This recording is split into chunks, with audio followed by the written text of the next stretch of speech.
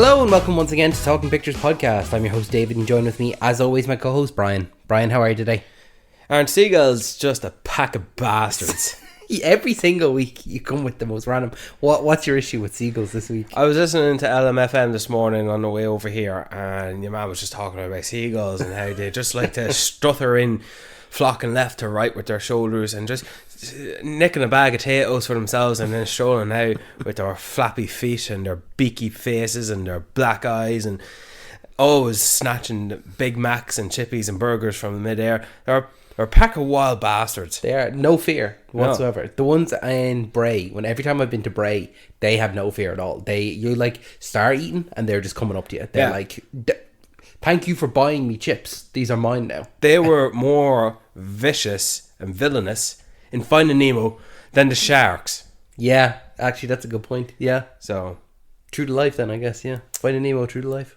Bunch of bastards. Thank you for joining me for Talking Pictures Podcast today, Brian. Have you got a trailer of the week for us before we start off? Yeah, I do have a trailer, David. Okay, go I on. remember watching the trailer in 2016. 2016? Okay, we want one for this week now, not for 2016, but go on. Bear with me. Okay. I watched this maybe 1 minute announcement teaser. I think most of the teaser really was just a scene that was not even in the movie. Mm-hmm. But then cut to a few footage from the film and then cue some music and then, okay, cool, I'm watching this movie for the cast. But then, this teaser has the confidence as if I'm supposed to expect who the musicians and the scores are from. That was my introduction to Lin-Manuel Miranda. And I really love that trailer of Moana. Some of the music in Moana is some of the best. Yeah, but what has this got to do with the trailer of the week for this episode? I've done the same thing again in just constantly listen to this near 1 minute, a minute and a bit teaser, because the music in it is also from Lin-Manuel Miranda. Mm-hmm. And as a result, I am now actually looking forward to watching Mufasa the Lion King. I was curious, when I saw you put this on your watch list. I was like, really? Are you like actually excited for it, or are you just keeping it there to remind you to it's watch coming it? out? Yeah. I haven't watched it nearly as much as you have in terms of listening to it for the music. I listened to it on the way over here. When I watched it initially, it looked like just more of the same in terms of the other. When does the other one come out? 2019? 2019 remake, the live action one, air quotes, live action. Let's call it reimagining. The reimagining. So when this one came on, I genuinely was watching it and I was like, this, to be honest with you, it looks quite bland. There's no colour to it at all, and as well as that, it looked like it was just like you could have put this on and told me it was from the first Lion King, and I would have believed you. Like it there was no difference, there was no just looking at it visually, there was nothing that I was like, oh, I can't wait to see that scene, or I could differentiate the scenes and stuff like that.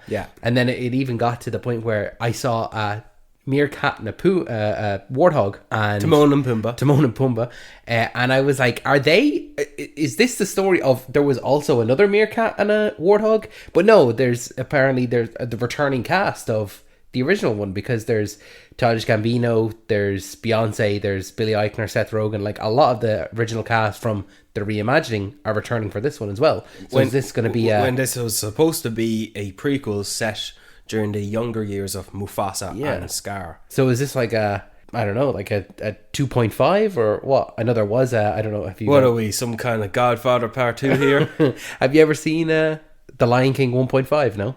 When you were a kid? I'm sure I did. Yes, I did, but not to the point where I sat down intentionally to watch it. It was on. So, I'm curious, if you're excited for the music, then maybe it's worth a second look at, but I wouldn't say it's nearly high up there on my list of excitement for this year at all. Lin-Manuel Miranda. Hamilton's really good. Moana is really good. The music in this teaser just really engages the goosebumps for me, David. Okay, well, and I'm in the same boat as you.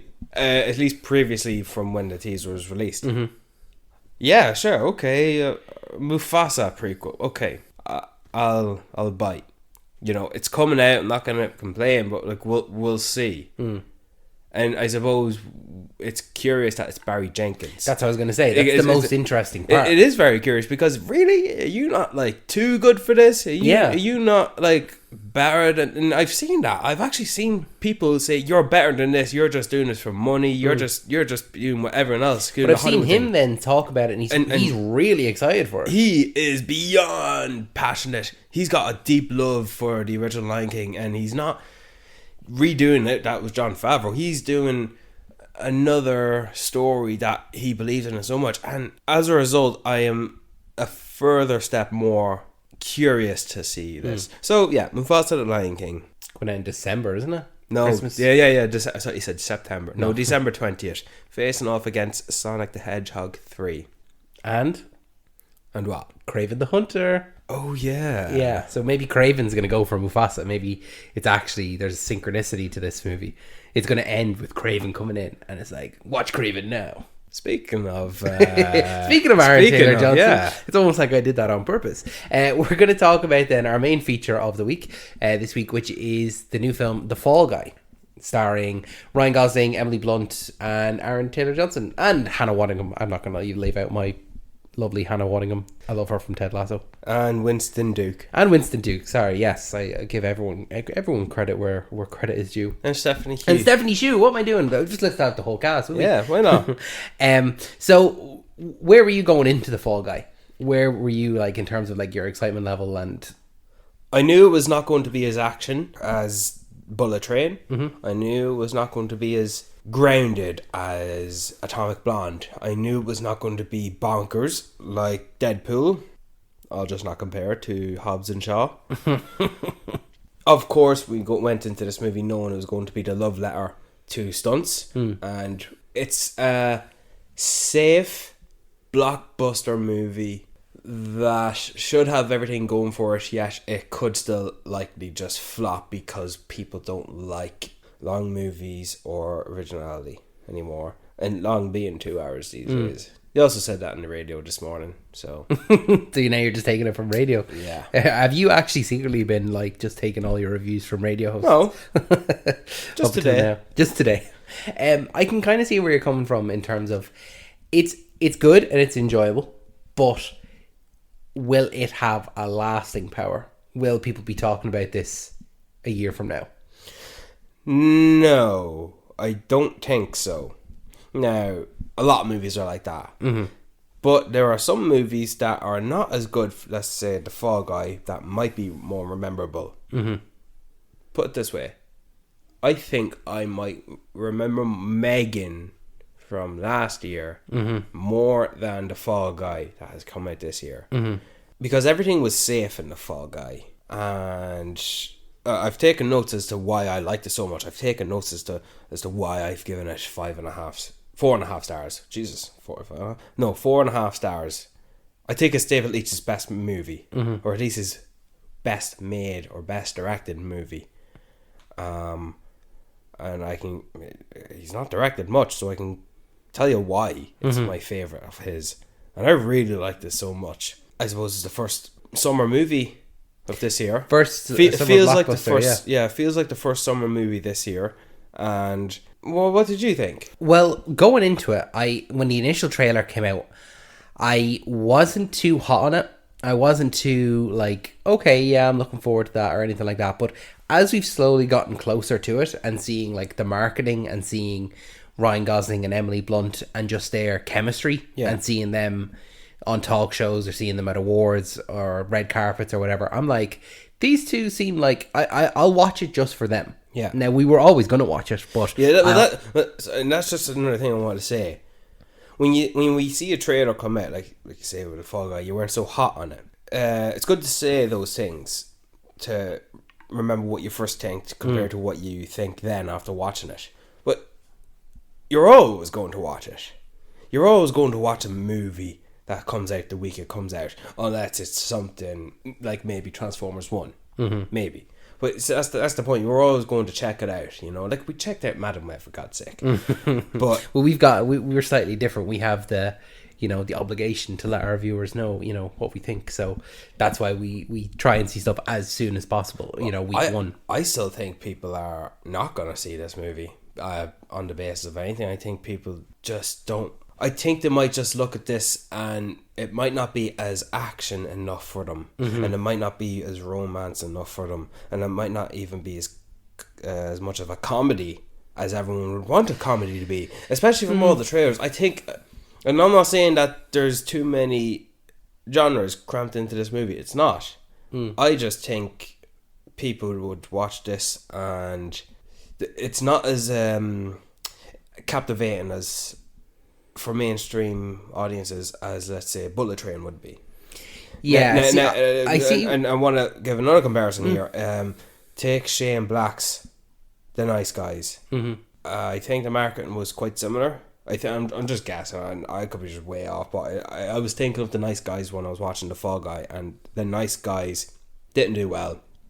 No one went out to see it, and I'm not comparing it to The Fall Guy because it stars Ryan Gosling in both. I am comparing it because just like how I would think David Leitch directed Bullet Train in a Guy Ritchie-esque style, I feel like David Leitch directed The Fall Guy in a Shane Black-esque style. Okay. Yeah, interesting. Like with the likes of Kiss Kiss Bang Bang and The Nice Guys. I see your point there in terms of like people not going out to see the film because of the marketing, where it's not enough of any of the three things that you said there. Yeah. But I think that when you go to see it, you'll actually be pleasantly surprised, because I was pleasantly surprised with all aspects, the action, the romance, and the comedy of this film. Oh, I was as well. But I wasn't going in. Do I say negative? I did. Because I'm not being negative. No.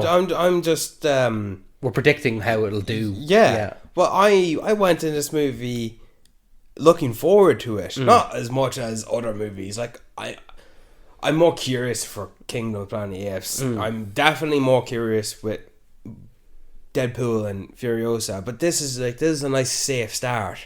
Yeah. And so you asked me yourself, will people remember this at the end of the year or at this time next year? What came out that? Oh yeah, Fall Guy. Remember that? Not a bad movie, Yeah, I think it'll be one that you'll happily... Like, I think it'll do quite well on streaming. I think that when it goes to Netflix or wherever it ends up, Prime, that it'll be the number one film of that week when it comes out, It'll be one that people will put on, and it's an easy watch, and there's nothing too heavy with it. Yes. And it's a good story, good stunts, funny, and a good love story. Yes, it is. All the same. I'll tell you what, here, should I get into my notes here? Yeah. Let's start actually talking about it. I've got notes. The opening scene. Single take. Yeah.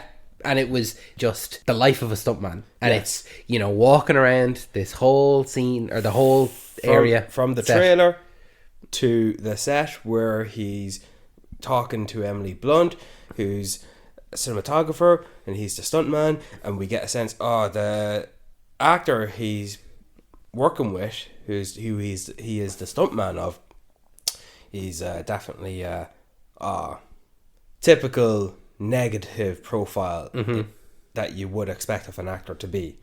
And from the background of that to the elevator up, and then getting himself rigged into the harness, while he's talking to Emily Blunt, essentially talking to himself over the earpiece to the camera. One take. It's very good. It is, and it shows I think from the get-go, the charisma of Ryan Gosling's character in this. Like, I feel like he took a lot of the positive aspects of his role in Barbie. He's not coming at this from the section of like Only God Forgives or Place Beyond the Pines. Yeah. He's going for the nice guy, happy role. Yeah. And I just feel like he's just got charisma to spare. Like, just the way that the two of them are talking over the walkie-talkie, about going on vacation together and getting a couple of margaritas. I'm just like, we're only 2 or 3 minutes in, but like, I want these two to make it, They just got great chemistry straight away. Their chemistry rocked here. Throughout the film as well. It's not just in the scene, but throughout you're kind of always just hoping like, oh, come on, get back together. It wasn't his fault, you know? That's actually funny because my second note was their chemistry. And I really got a big smile when he was called back by Hannah Waddingham to be the stuntman for Emily's new movie that she's the director of. And after they've met and had their exchange, and he's in the car crying, real cries. Yeah. And To she Taylor and, Swift, and, yeah.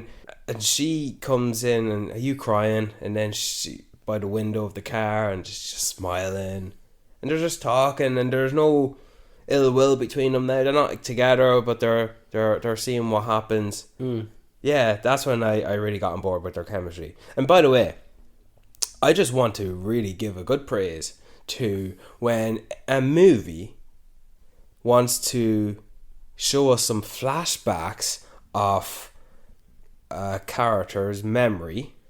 They don't just reflect on the memories that are the scenes that we have just seen prior. Yeah. They show us flashbacks of scenes or establishments or settings that we have not seen as the audience. Yeah. These are times that exist in the past of the character, not just the scene where this one time at work when he was running through the jungle and into the river and they give the thumbs up, or when they have a little exchange just before his accident, not just limited to the screen time that they've already shot and have in the edit. No, I they get you, actually yeah. filmed scenes to incorporate flashbacks. It's like I really hate in films when someone is looking at like a family picture, and it's clearly they've taken it on the same day, and it's not like a picture of them like out. They haven't gone to a location and Same taken a photo. hairstyle. Exactly, yeah. Like, oh, you've just put a different shirt on. Do you know? Yeah. You took that 10 minutes before. Yeah. I really like when they go out of their way to say, no, these two exist beyond the scope of this movie. Yeah. And like you're saying there, that we see Actually, establishing their relationship being established. They literally set days in their schedule of filming to film scenes that would be intentionally for the flashback sequence.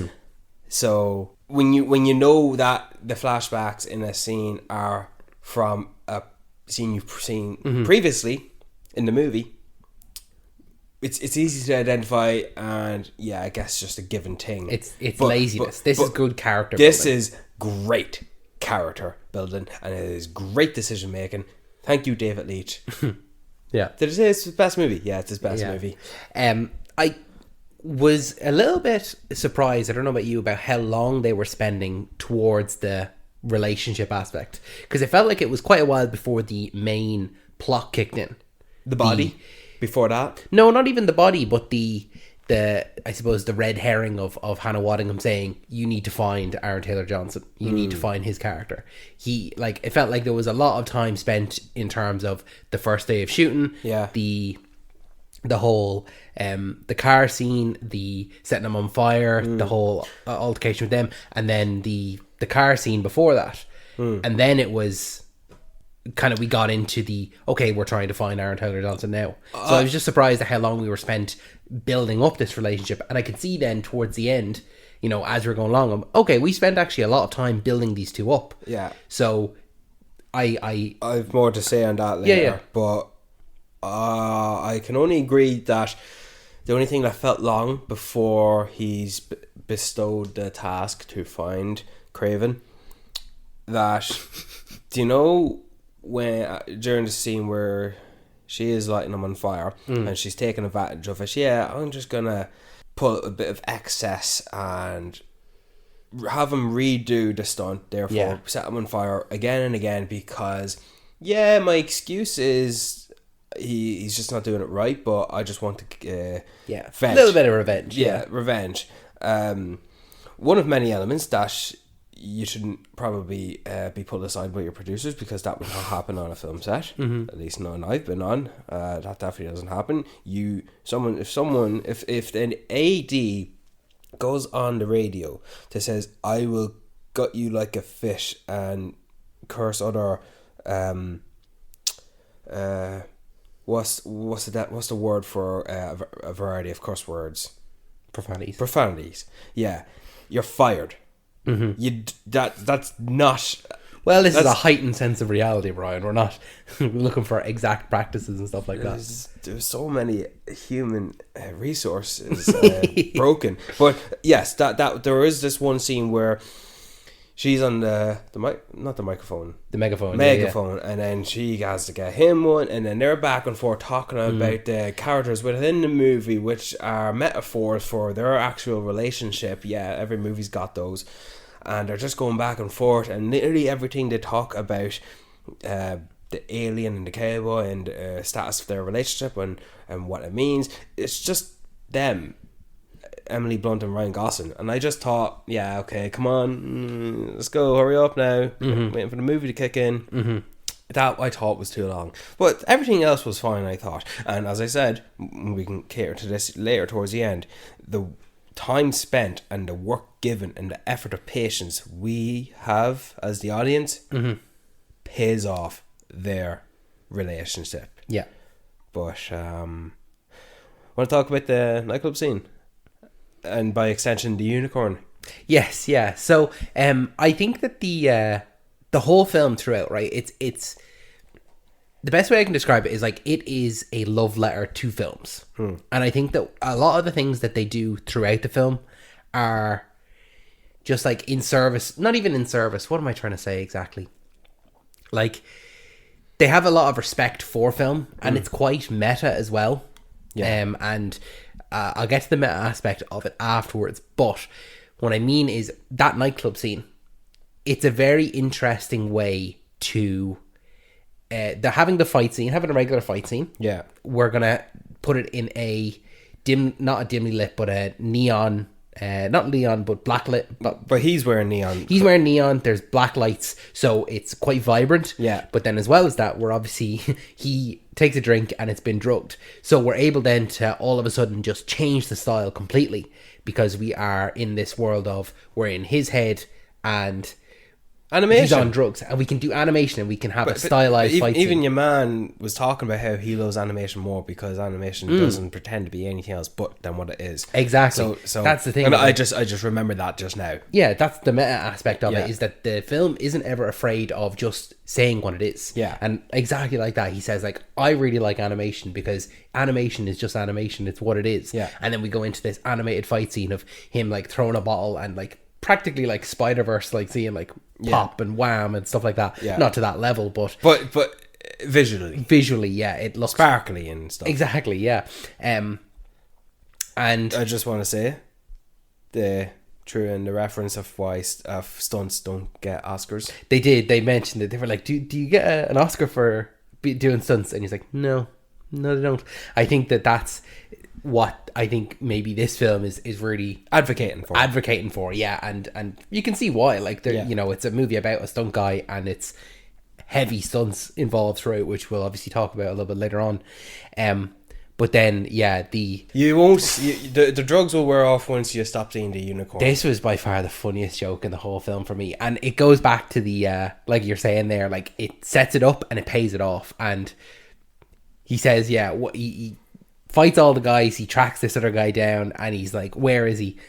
When are these drugs going to wear off? And it's like, when you stop seeing unicorns. And he's like, okay, that's fair enough. And like, he turns away and he can see a unicorn. Right, and then we're obviously introduced to, he's seeing unicorns.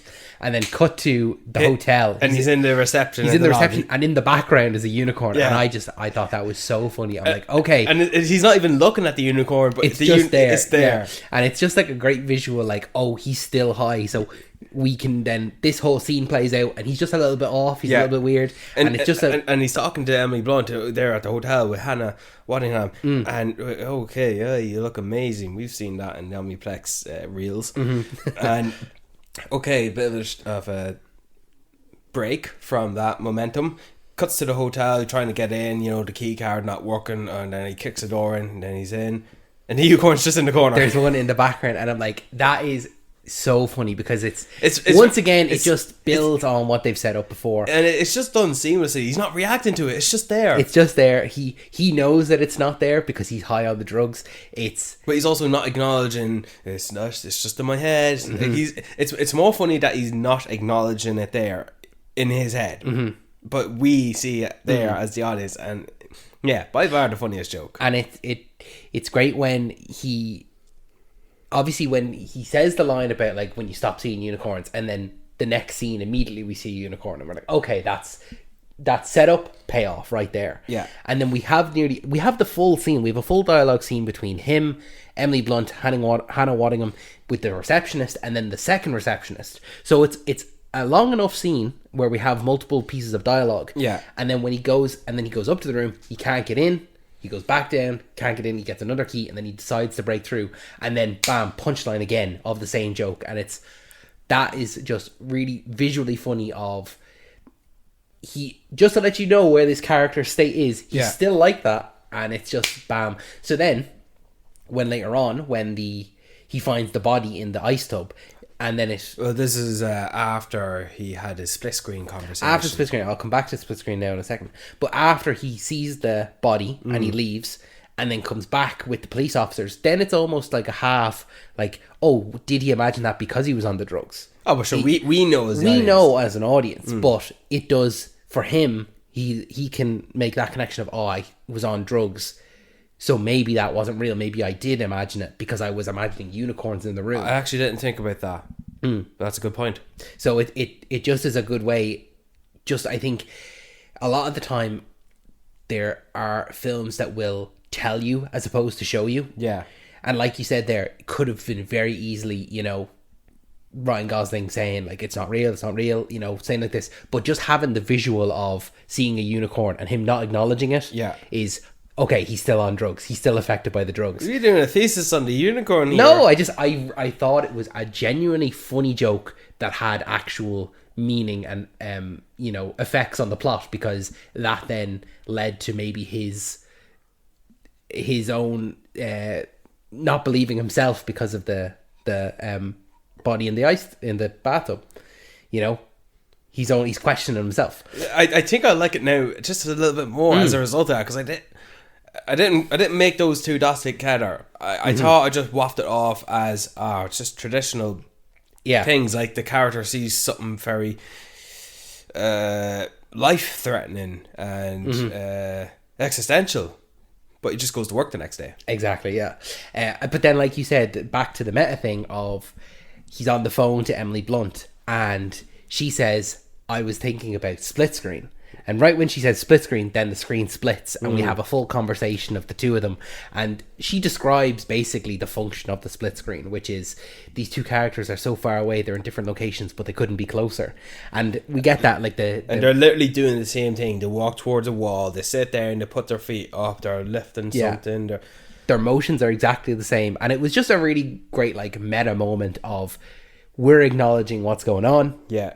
But we're still going to do it. We're going to lean into it. It's rather than it just being a metaphor accounting for the story within the movie of the Fall Guy, but also the scene of the movie The Fall Guy. But it's also breaking the fourth wall in that sense. It's breaking the fourth wall without the Deadpool of looking directly at the camera and going, get a load of this. We're about to do this. Yeah. Or can you believe this? We're going to break the fourth wall. It's a brick wall. We're gonna knock one of the bricks out and we're gonna look at you, but we're not gonna knock the whole wall down. It's a good companion to the narrative, because he's speaking in a narrative. Ryan Gosling and says, this. I'm not. What am I saying? Of course, Tom Ryder. Who the fuck is Tom Ryder? He's the actor. He's the famous actor in the movie. It's like, but we as the audience, okay, so we understand that he's a big shot celebrity. Do you want to jump into some flashbacks before we continue on? Yeah, please. Laura, play that jingle first.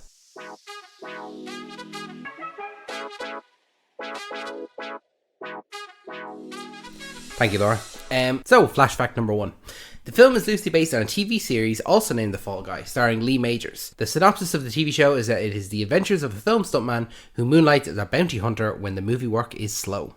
Lee Majors actually starred in a cameo at the end of the film. He was him and the female lead of the TV show, whose name is escaping me, is Heather Thomas.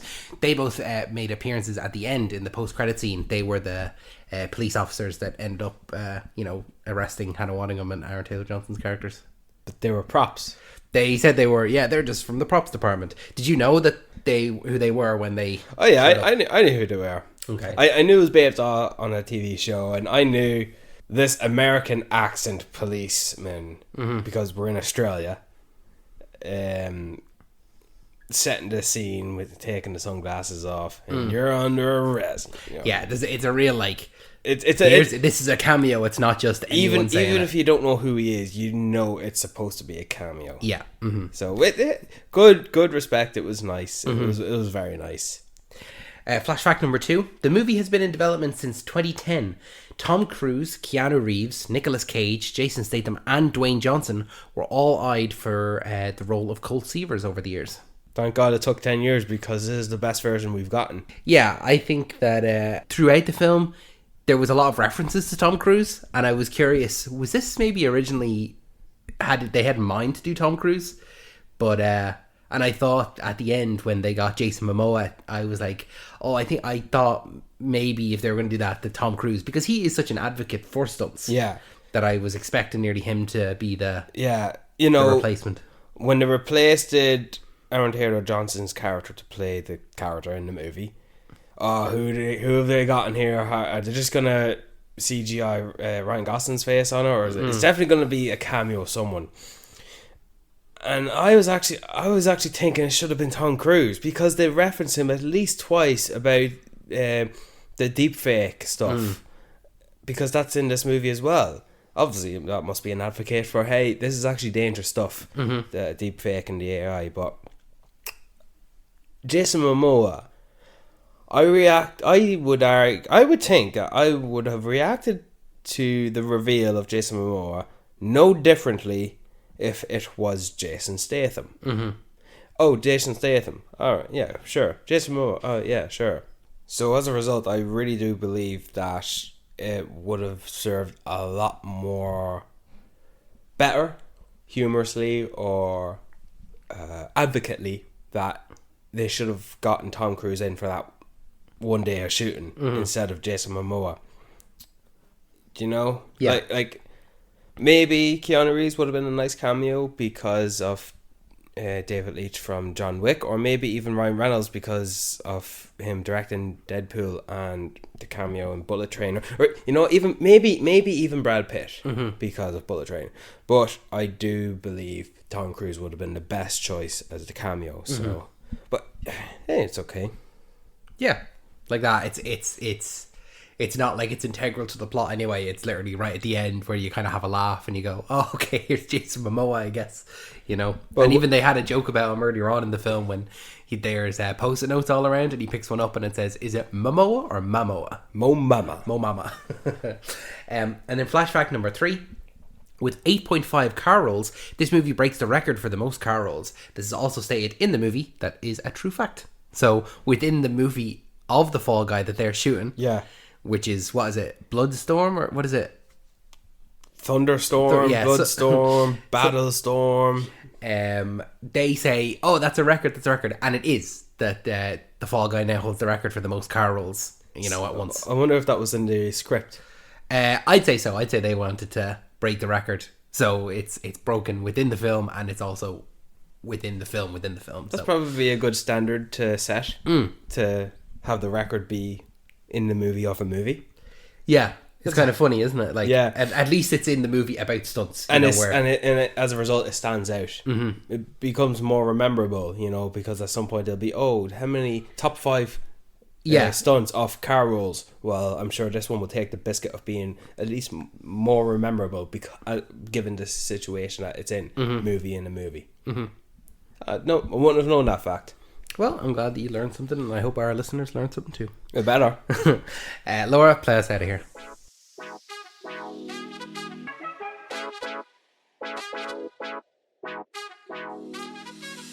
So, David, I wanted to go back to what we said about the movie The Fall Guy taking its time, working with the relationship between Ryan Gosling and Emily Blunt, to the point where you might go to your phone, come on, it's taking a bit too long here now, you're losing my interest, I don't feel like I'm engaging, because it is prolonged conversations and we're just waiting for the next scene to happen, whether it be an abduction or the reveal of a dead guy or an action sequence. Having said that, You know, the megaphone scene, the split screen, even the phone call scene when he's on the boat after we learn that, the villain of the movie is Aaron Taylor Johnson, the actor. Having had the patience as an audience member to wait through the effort of watching the progress of Ryan Gosling trying to rekindle his relationship with Emily Blunt as we progressed to the end of the movie, I felt it. I really was invested in their relationship, and I wanted it to work out so much that I was actually reacting to certain scenes in the movie. Yeah, there's a few times now where I was sat beside you and something would happen. You're like, oh, no! You know, especially when Hannah Waddingham dropped her phone in the drink. And you're like, oh, you bitch. Yeah, because she was stalling and trying to stop Emily Blunt from knowing the truth. When they shot the phone, I was like, fuck! Because that was the only evidence to prove his innocence. So I really was actually invested in it. And so not many movies would do that for me. And I think this is his best movie because when I compare, I thought Atomic Blonde was okay, but it wasn't engaging. Deadpool 2 was good. I wasn't huge in the final act, really, I guess overall, but I still like the movie. Hobbs and Shaw exists, yeah, unfortunately. And I gave it 5 stars. You're a madman. You're a menace. I gave it 5 stars for the wrong reasons. Yeah, you're a menace to society, bro. And Bullet Train was good, but it wasn't his best movie. I didn't think Bullet Train was his best movie. I enjoyed Bullet Train. I remember when we watched it, I was like... I enjoyed it as well. But I haven't gone back to watch it since, and haven't thought about it since. I knew. Put it this way, David. What's your favourite Tarantino movie? I'll tell you what it's not. Reservoir Dogs. Yeah, fair enough. You know what I mean? That's what I'm trying to communicate to you. You know Bullet Train is likely not to be your favourite David Leitch movie. You know? What's your favourite Guy Ritchie movie? Lock, Stock or Snatch? Or neither? Probably neither. Well, then there you go. That's another reason as to what I'm trying to get at. Having watched The Fall Guy, I know this is David Leitch's best movie. Just for the record, my favourite Quentin Tarantino film is Jackie Brown. Good for you, David. Good for you. Own that shit. Yeah, I do. I own that shit. Really? Yeah. Oh. I actually, surprisingly, I had only seen it last year, and I was like, this is great. Why have I never seen this before? Why is this not talked about more? I just really like Jackie Brown. Me and you need to have a chat after this. So, how do you feel about the relationship between Emily Blunt and Ryan Gosling, and having wait the minutes for it to actually become investing?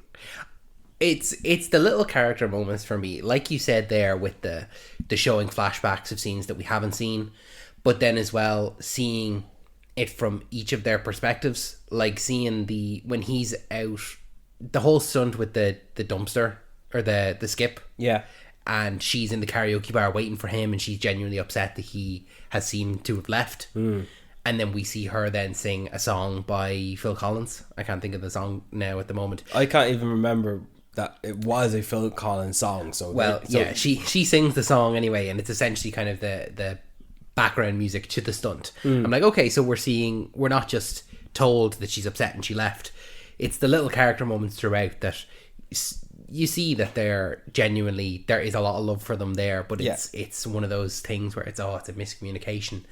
She thought that he left her because he wasn't interested, but he didn't want to put her through the pain of dealing with his back injury. You know, it's that classic trope of the right person at the wrong time. Yeah. Or, life getting in the way. And the villains are just exploiting that now to their own benefit. Yeah. Bastards. Pack of seagulls. So when they finally get back together, when he has the moment of realization on the boat, well, not even realization, but he's able to finally, he thinks it's the end for him. Yeah. So he's able to get out what she really means to him. Yeah. And then when they have that, they reconnect, or they come back together. Where they have a fight, where they actually allow Emily Blunt to show some skills as well. Show some fight, actually.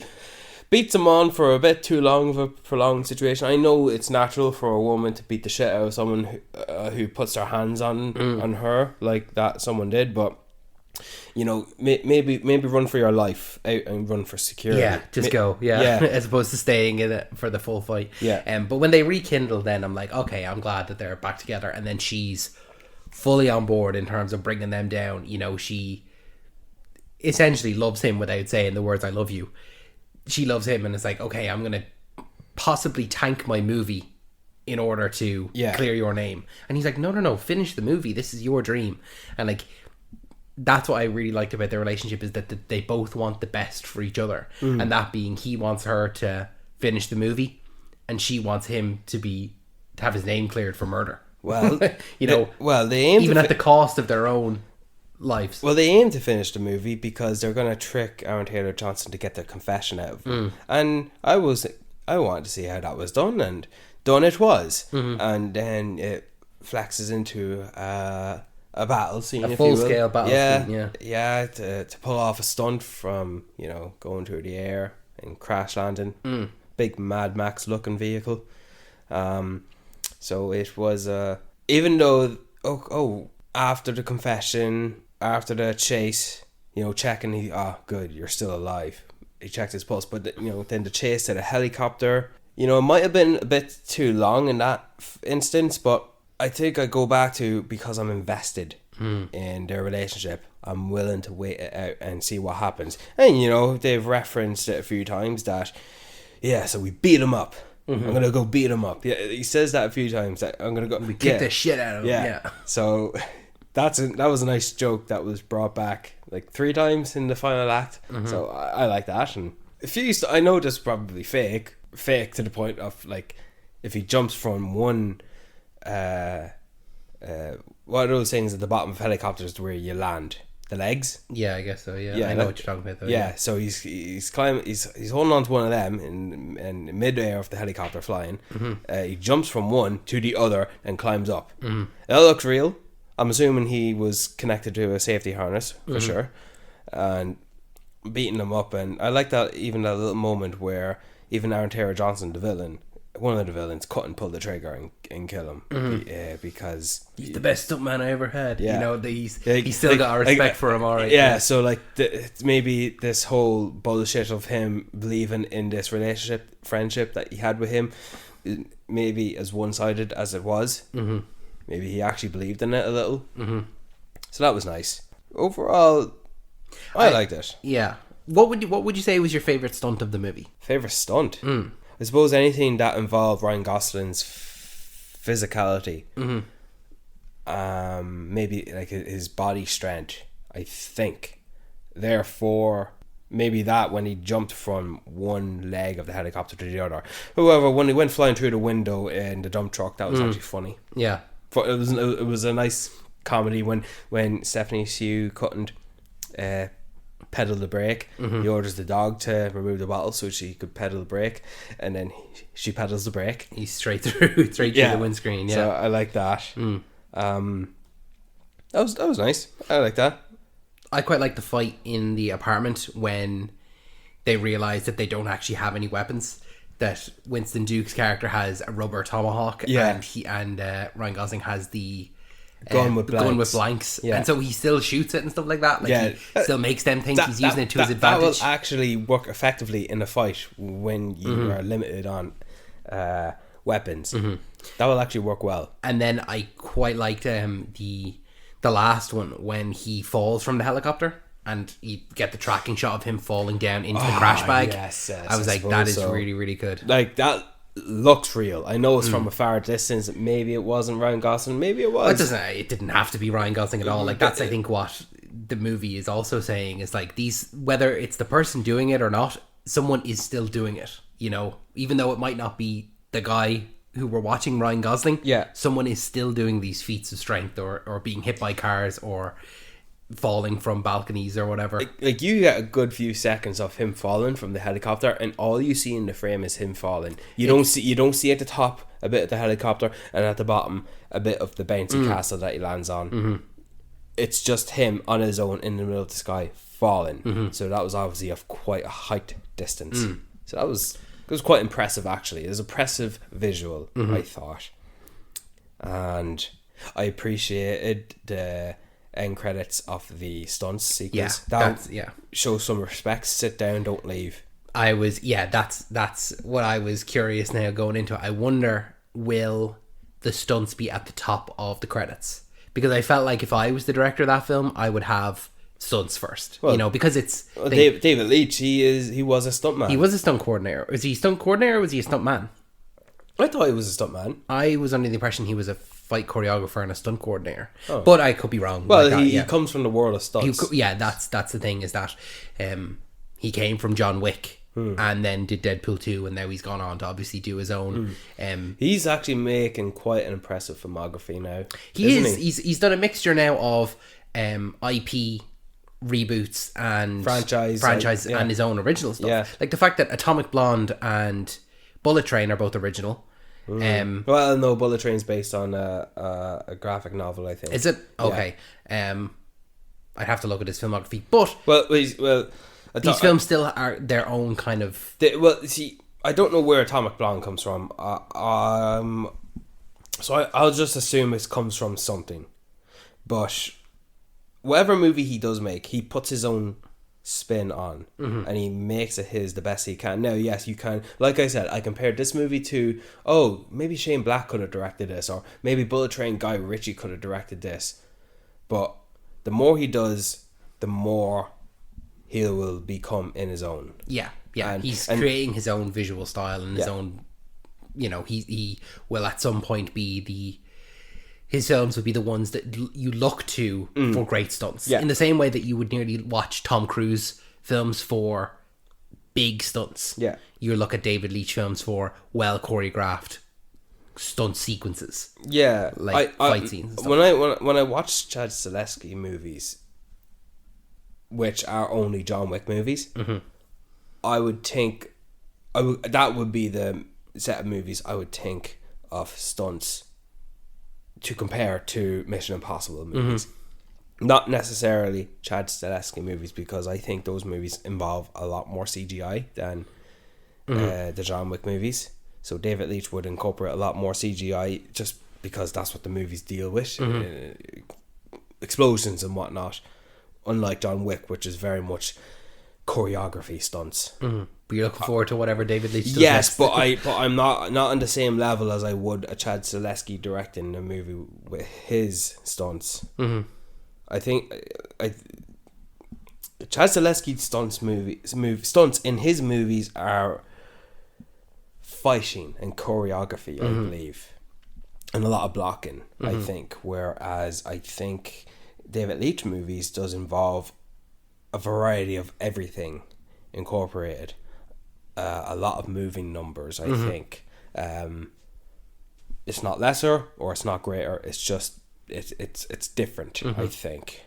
And I'm not necessarily going into a David Leitch movie thinking I can't wait to see what stunts are going to be in this movie. I guess until now with The Fall Guy. So I suppose I should know going forward. You know.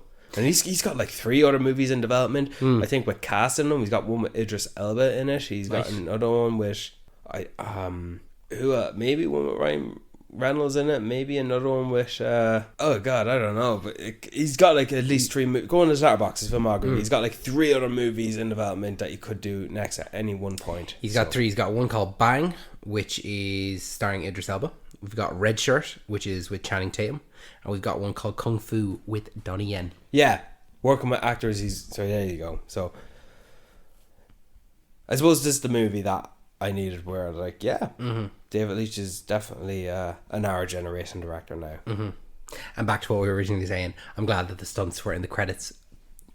First, pretty much, very close. I think it was like the actors and then stunts, and all stunt coordinator, stunt designer. I think, which is actually the first. It's a first of its own.